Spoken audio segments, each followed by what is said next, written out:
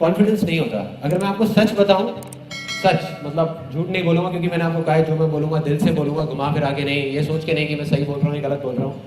आज मैं भी लाइफ में इतनी सारी चीजें करता हूँ, आज भी इतना सब करने के बाद भी, और कई बार मुझे भी कॉन्फिडेंस नहीं होता कि वो मैं जो कर रहा हूँ वो सही है गलत है। मतलब अगर कोई भी आपको ये बोलता है ना कि मैं ये चीज कर रहा हूँ और मैं हर चीज में पूरा कॉन्फिडेंट हूं, तो वो झूठ बोल रहा है आपको। कोई भी आदमी किसी भी लेवल पे हो, कॉन्फिडेंस की कमी सबके अंदर है। और वो कॉन्फिडेंस कब आता है, अगर मैं आपको एग्जैक्टली बताऊं, ये बहुत ब्रॉड वैसे क्वेश्चन है, लेकिन मैं आपको एक किसी सिचुएशन के अंदर बता देता हूं कि कैसे आता है कॉन्फिडेंस। पहले किसी भी चीज को आप छोटे से छोटे लेवल पे सोचो कि आप क्या कर सकते हो, छोटे से छोटे लेवल पे, और उसको कर दो।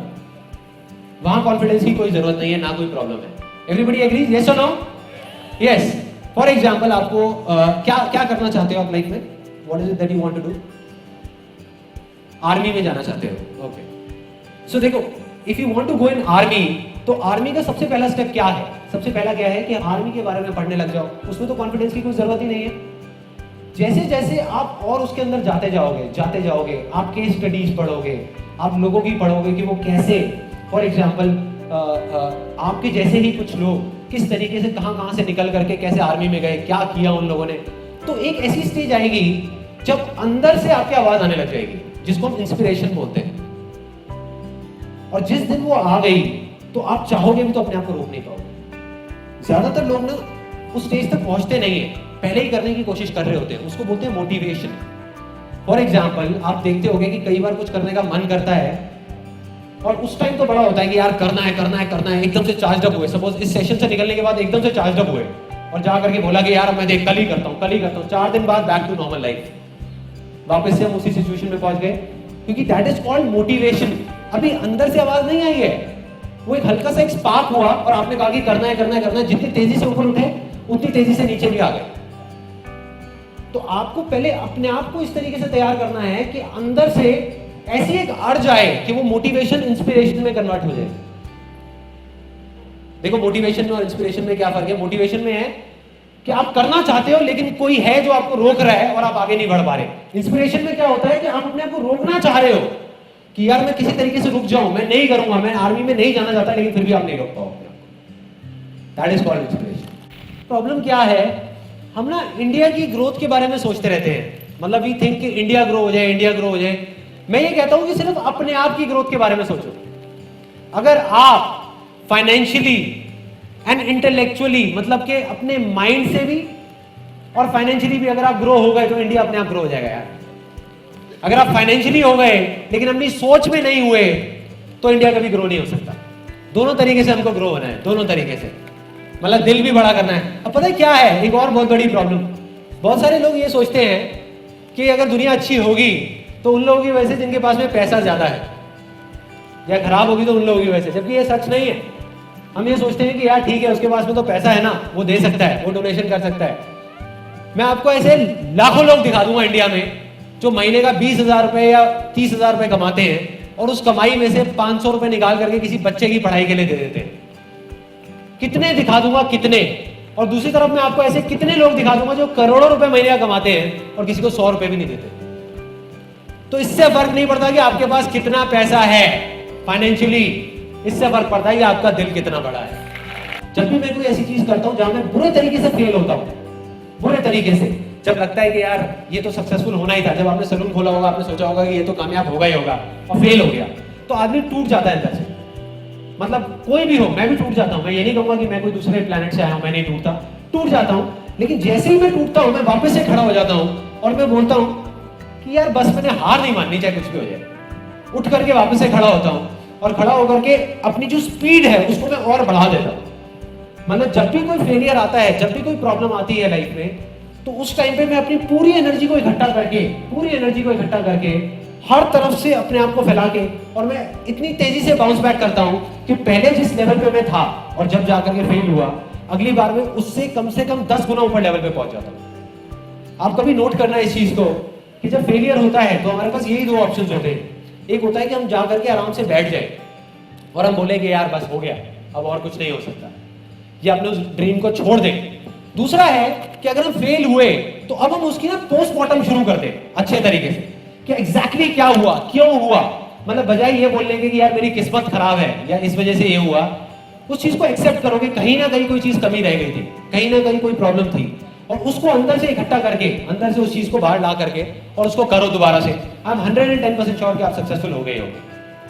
जब भी कोई बड़ा फेलियर आता है तो कोई बड़ी सक्सेस जरूर आती है। मेरा ये मानना है, अब इस चीज को ध्यान से समझना, जो मेरा अपना बिलीफ है कि लाइफ में अगर आप सक्सेसफुल हो गए तो इस वजह से नहीं, जो आपके आइडियाज आए और आपने उसको इंप्लीमेंट किया, बल्कि इस वजह से कि आपके माइंड में ऐसे बहुत सारे आइडियाज आए जिसको आपने इंप्लीमेंट नहीं किया। आइडियाज को छोड़ दो, आइडियाज की कोई कमी नहीं है, सिर्फ अपने अंदर जाकर के देखो कि ऐसी क्या चीज है जो मैं करना चाहता हूं। That is not an idea, that is the purpose of your life. अपने यहां पे आसपास में कुछ चीजें दिख रही हैं आप लोगों को, कुछ ऑब्जेक्ट्स, जैसे एक छतरी है, लाइट है, कोई भी चीज अगर आप ध्यान से देखो तो वो क्या है? क्या है वो? क्या वो एक आइडिया है? नहीं, आइडिया नहीं है, वो एक डिजायर है। किसी ना किसी का डिजायर था जो आज बड़ा हो गया है। किसी ना किसी का डिजायर था, मतलब किसी ना किसी का डिजायर था कि उसको छतरी का आइडिया नहीं आया था जिसने भी ये छतरी बनाई है, उसका डिजायर था कि मेरे को बारिश से बचना है, तो ये छतरी का आइडिया आया। हम क्या गलती कर रहे हैं? हम छतरियों को देख करके कह रहे हैं कि यार छतरी का काम करूं, या मैं ये टेबल का काम करूं, या चेयर का काम करूं। हम उस डिजायर की तरफ नहीं जा रहे, हम आइडियाज की तरफ जा रहे हैं कि छतरी का क्या करूं, छतरी का काम कर लेता हूं। नहीं भाई, अपने डिजायर को देखो, अंदर आपकी वजह क्या है उस काम को करने की। अगर वजह समझ आ गई तो आप ऑटोमेटिकली हजारों आइडियाज आ जाएंगे। हर एक चीज के पीछे एक वजह होती है, एक वजह होती है। अगर आपको वो वजह समझ आ जाए तो आपको समझ आ जाएगा कि ये जो मैं कर रहा हूं ये कुछ भी नहीं है। जब तक वजह नहीं समझ आएगी तो लगेगा यार ये बहुत बड़ी चीज है। फॉर एग्जाम्पल, ये जो मैं कर रहा हूं ये कुछ भी नहीं है, मैं भी आपको बताता हूं क्यों। There is a friend of mind, Goonj का नाम सुना है यहाँ पे किसी ने? गूंज, he is the founder of that. उसने वो गूंज शुरू किया है। तो मैंने उससे पूछा, मैंने कहा यार मेरे को ना इसमें इंटरेस्ट नहीं है कि तुमने इतना बड़े लेवल पे ये चीज करी और आज इतने सारे गांव में इतनी अच्छी चीजें हो रही हैं, इतने सारे लोगों को कपड़ा मिल रहा है, इतना कुछ अच्छा हो रहा है इंडिया में। मुझे इस चीज में इंटरेस्ट नहीं है। मुझे इस चीज में इंटरेस्ट है कि ये चीज की शुरुआत कहां से हुई। उसने बताया कि मैं जब जर्नलिस्ट था तो मैं ना पुरानी दिल्ली गया था एक स्टोरी करने के लिए। तो वहां एक आदमी है जो काफी एजेड है, वो रिक्शे पे रोज लाश उठाने का काम करते हैं।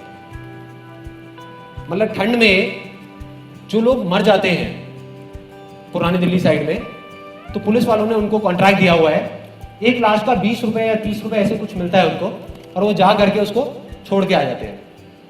उसके बाद में उसकी छोटी सी बेटी ने एक ऐसी बात बोल दी जिसकी वजह से मेरे अंदर वो बारूद भर गया जो कभी ना कभी तो फटना ही था, और वो फट गया और गूंज बन गया। क्या बोला उस बच्ची ने? कहती कि जब ठंड ज्यादा होती है ना तो कई बार मैं क्या करती हूँ, छोटी सी बच्ची, सोचो जरा, कि ना एक लाश से लिपट करके सो जाती हूँ, एक लाश से लिपट करके सो जाती हूँ, क्योंकि कम से कम वो लात नहीं मारती,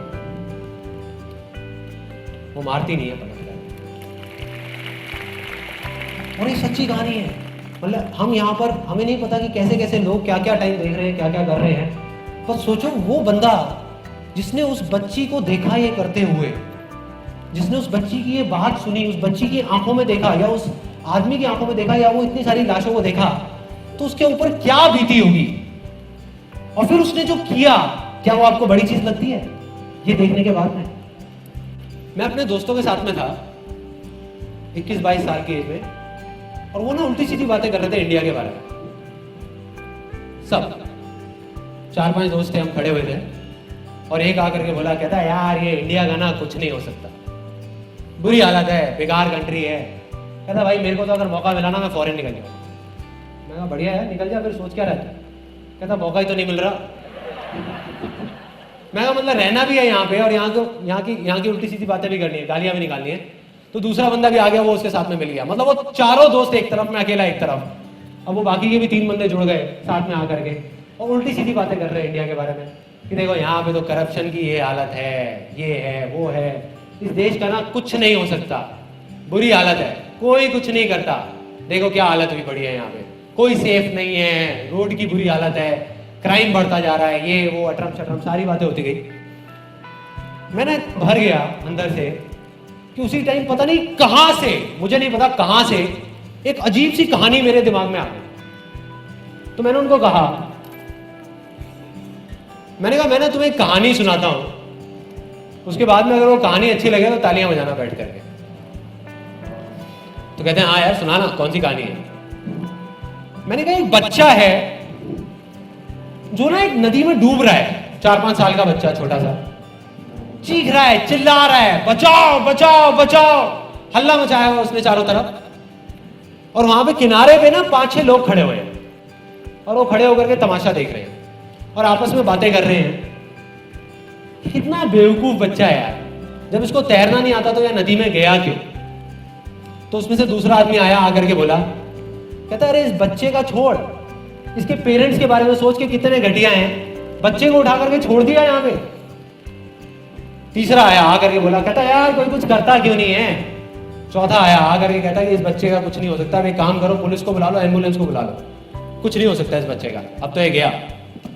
इतनी देर में ऊपर ब्रिज से ना एक आदमी निकल रहा था, उसने देखा उस बच्चे को डूबते हुए और उसने उसकी चीखें सुनी। उसने सोचा नहीं, दिमाग नहीं लगाया, कुछ किसी से नहीं बोला, ब्रिज से ही ऊपर से छलांग लगा दी। उसको पता था टाइम नहीं, वो कूदा, जा करके तैरते हुए उस बच्चे को बचा करके ले आया, साइड में लेकर के आया। उसने देखा कि वो बच्चा ठीक ठाक है, वहां से उस बच्चे को हैंड ओवर किया बाकी सब लोगों को और वहां से निकल गया। तो जो 5 लोग वहां पे खड़े थे, उन्होंने क्या किया, वहां पे खड़े होकर के ताली बजाई, ताली बजाई। तो मैंने कहा ताली बजाओ ना। अपने उन दोस्तों को मैंने बोला तुम ताली बजाने के लिए तैयार हो जाओ, क्योंकि मैं खड़े होकर नहीं देखने वाला। अगर इंडिया डूब रहा है ना तो मैं बचाऊंगा इंडिया को।